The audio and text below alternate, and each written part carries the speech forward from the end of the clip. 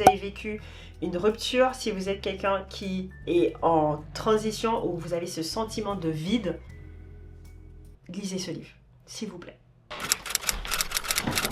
Tu te sens perdu ou en transition ou tout simplement tu as envie d'évoluer, de changer ta vie.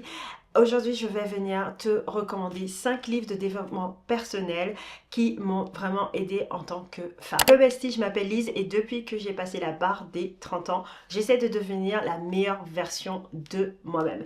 Et d'ailleurs, cette vidéo a été suggérée par une abonnée. Donc si tu te reconnais, merci à toi. Et je pense que toutes les filles qui vont regarder cette vidéo te remercient aussi. Les livres vont vous aider à grandir, évoluer et de toute façon, dans tous les cas, vous allez apprendre quelque chose. Si vous aimez pas lire, devinez quoi, la plupart en fait de ces livres sont disponibles en audiobook gratuitement sur YouTube. J'essaierai de vous mettre des liens. Alors c'est soit en fait c'est en audiobook gratuitement ou tout simplement des extraits avec au fait les thèmes en général. Donc voilà. Deuxième chose, j'adore lire mes livres en anglais. Donc ils sont aussi disponibles en français. C'est juste pour vous dire au cas où, si vous vous posez des questions, pourquoi toutes les titres sont en anglais. Atomic Habits. Je pense que ça s'appelle Rien pour changer, je suis sûre, parce que je l'ai actuellement acheté pour mon mari, parce qu'il fallait qu'il lise ce livre.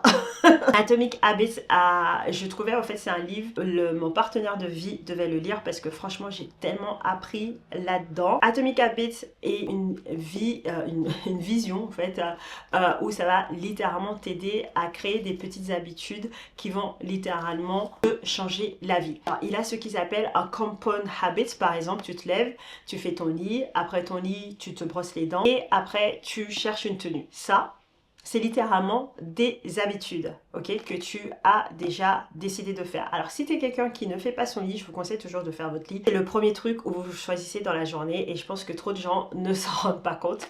Mais du coup, alors comment tu vas faire si par exemple tu souhaites lire au fait?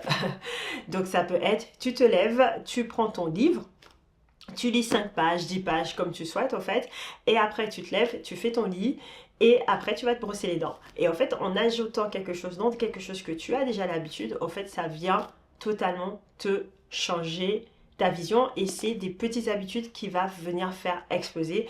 Et c'est ça que j'adore avec ce livre parce qu'il dit c'est comme quand tu fais tes études, tu es en train d'apprendre, mais au final c'est petit chapitre sur petit chapitre qui t'ont permis à acquérir ton diplôme. Il y a 2 habitudes que maintenant je crée et que j'ai pu faire grâce à ce livre. Je vous ai donné un exemple. Par exemple, au fait, moi, j'aime pas si beaucoup lire que ça. Je t'ai appris. Je suis plus quelqu'un de visuel.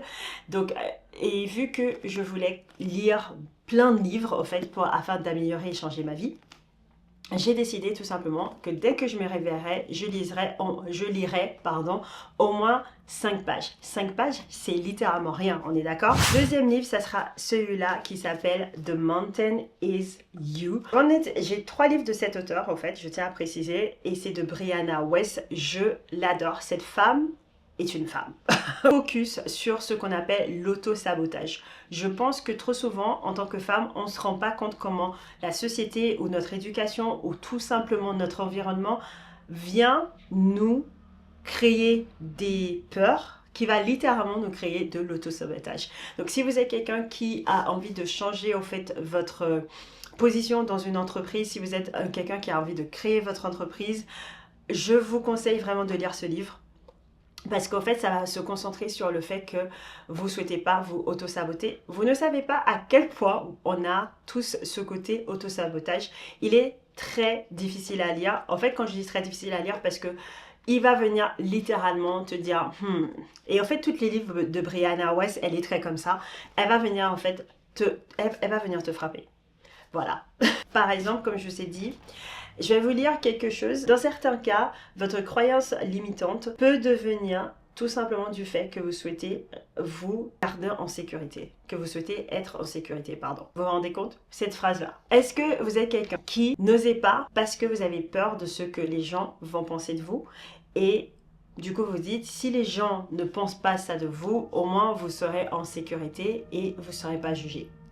Si vous êtes quelqu'un à penser ça, je vous conseille vraiment de lire The Mountain Is You. Troisième livre, This Is How You Heal. Ce livre-là, j'ai mis 1 an à le lire. J'ai mis 1 an à le lire. C'est un livre sans pression, vous pouvez retomber dedans, ressortir dedans. C'est un livre, au fait, j'ai mis 1 an à le lire parce que il y a des chapitres, au fait, qui m'ont fait tellement réfléchir que j'avais besoin de temps. Alors, si vous trouvez que vous avez un problème, que vous avez une sorte de sentiment de vide, si avec quelqu'un, vous avez décidé d'être plus ensemble, c'est suite à une rupture de relation, vous avez fait un burn-out au travail, vous êtes fatigué, vous avez ce sentiment où vous ne pouvez pas avancer, où vous ne comprenez pas en fait qu'est-ce qui est en train de vous titiller, au fait, tout simplement. C'est ce livre-là qu'il vous faut. Ce livre-là est vraiment une session de thérapie à chaque chapitre. C'est vraiment pas le livre qui va être facile. C'est un livre, comme je vous dis, très facile à lire et tout. Mais si vous êtes quelqu'un qui essaye de devenir une meilleure personne et suite à une relation, suite à une rupture, suite à un burn-out, au fait, suite à un trauma, même en enfance, je vous assure, this is how you heal. Et ce que je vais faire, je vais vous parler d'un chapitre. Et ce chapitre-là, en fait, c'est assez drôle parce que c'est le chapitre qui était juste avant. L'avant-dernier chapitre, je pense. Oh, non, ne tombe pas. Pour vous dire à quel point ce livre était important, quand je suis rentrée chez moi à Saint-Martin, il y avait quelqu'un qui était derrière moi, qui était très chiant. Du coup, en fait, on est parti assez vite et au fait, j'ai oublié mon livre dans l'avion. Quelqu'un l'a trouvé. Quelqu'un de Air France, au fait, de la team d'Air France l'a trouvé. Je suis arrivée, il me dit, oui, oui, je me souviens de ça, en fait. Oh mon Dieu, je vois exactement.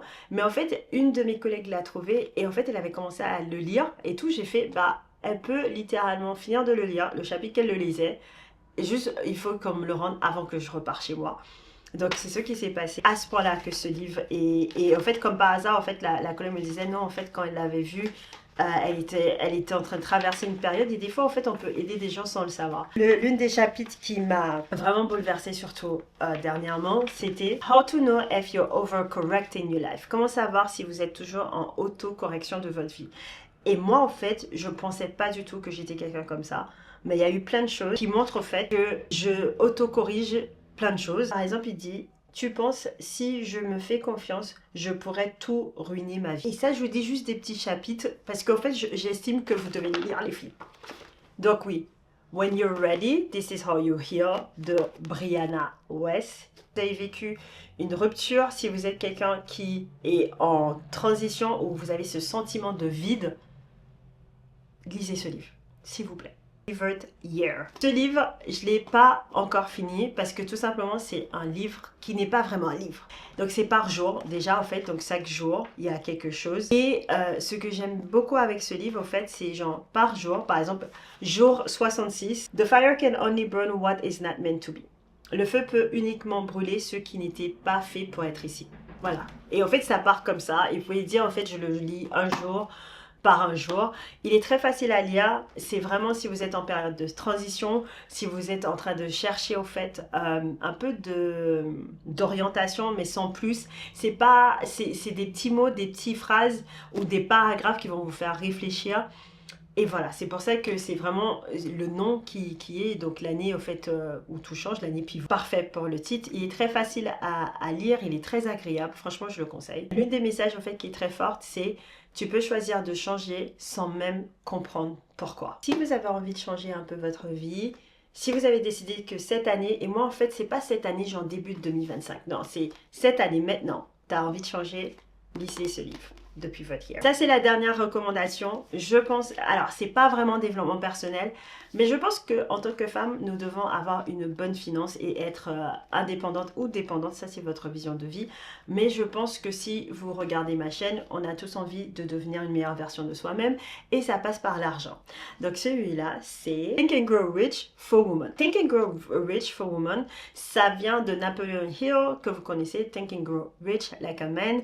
Donc en fait c'est tout simplement la même version, mais en prenant en compte le fait que nous soyons une femme. Par exemple, ce que j'adore avec cette autrice, elle a pris les bases de Napoleon Hill, elle a même eu au fait l'autorisation par la fondation de Napoleon Hill de l'utiliser. Par exemple, c'est très sur les États-Unis, je trouve, par exemple, mais l'une des choses au fait qu'elle prend en compte, c'est voilà, en tant que femme, nous allons prendre un congé maternité.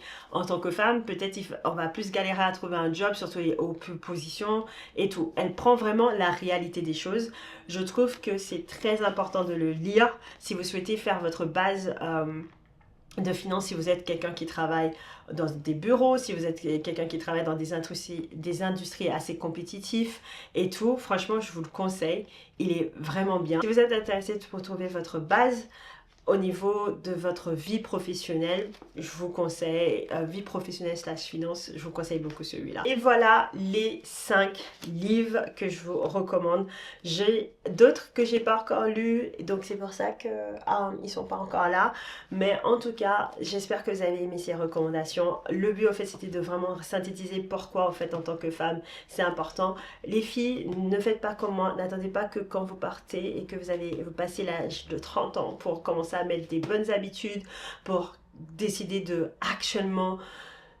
prendre soin de vous, pour décider de prendre soin de vous aussi mentalement, pour décider de vous développer, devenir la meilleure version de vous. Comme je vous ai dit, moi mon but en fait c'est d'être votre grande sœur, d'être toujours là et vous dire hey, écoute, j'ai pas fait ça, mais voici comment faire et comment tu pourras mieux faire et réussir même mieux que moi, parce que moi c'est ça que je veux. Donc voici les 5 livres, j'espère que vous avez aimé. Et je vous dis à la semaine prochaine pour une nouvelle vidéo. Et oui, vous avez vu, j'ai sorti une vidéo de short. Qui suis-je? Qui suis-je? Allez, bisous. Bye.